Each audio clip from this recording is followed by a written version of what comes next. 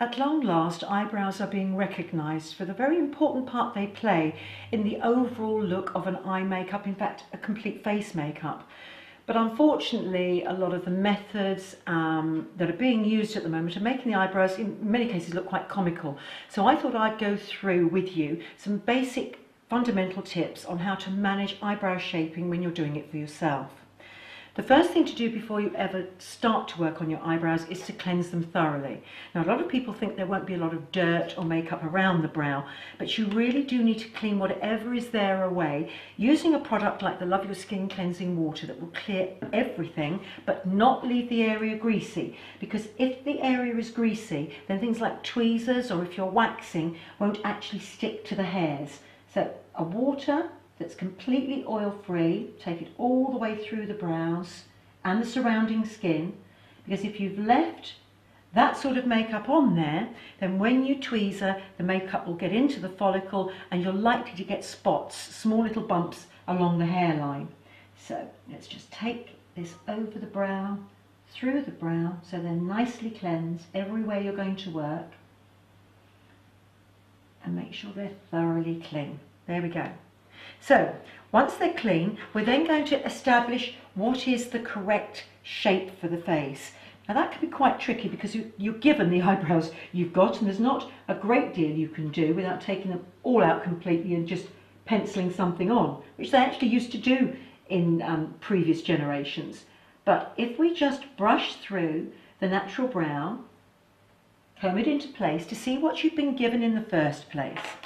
Then we're going to take something like either an orange stick, or here I'm using just a large emery board that you would normally do your nails with, and we're going to find the starting point for the brows, which is here and here.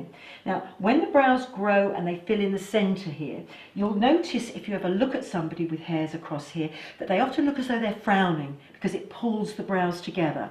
To find the best place for them to start though, without taking it too far apart, is to place a straight line up from the widest part of your nose, the nostril, and that's where the brow should begin. And you can see with Charlotte here that she's got that exactly right. Her brow is starting exactly in the right position. And if we do the other side, straight up from the widest part of her nose, and again, we've got it exactly in the right position. That means the beginning is balanced. It's not too far apart, which would make her eyes look as though they're almost roaming around the side of her head, but not so close together in the centre that it's making her look as though she's frowning.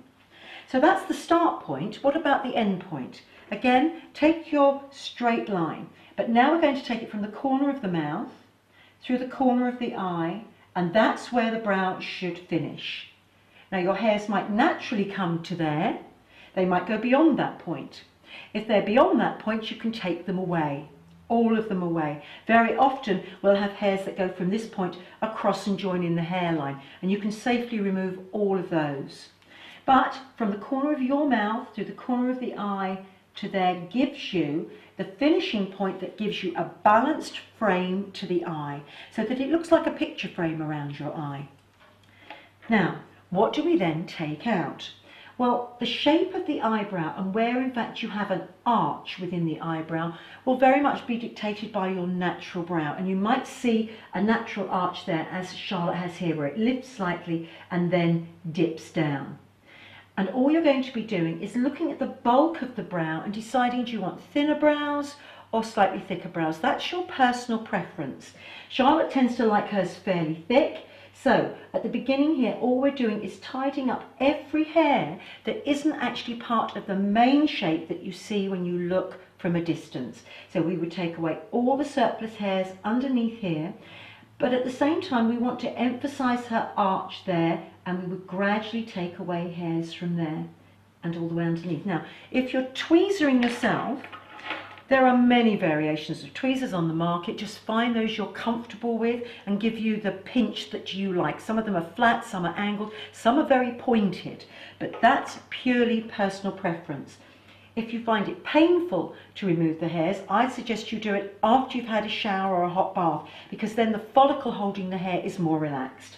If you support the skin with your hand and tweeze it in the direction that the hairs are growing, you'll pull the hair out fully and it won't snap. and then you won't get those bristly little hard lumps that can reform afterwards.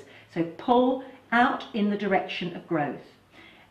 And if you're doing this for the first time, do some on one eye, then balance it with the other eye, and keep looking in the mirror until you're sure you're comfortable with how much you've done.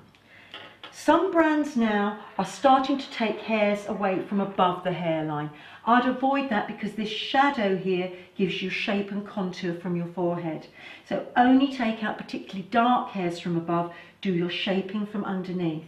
So you're balanced from end to end with a good start point and completely clear underneath.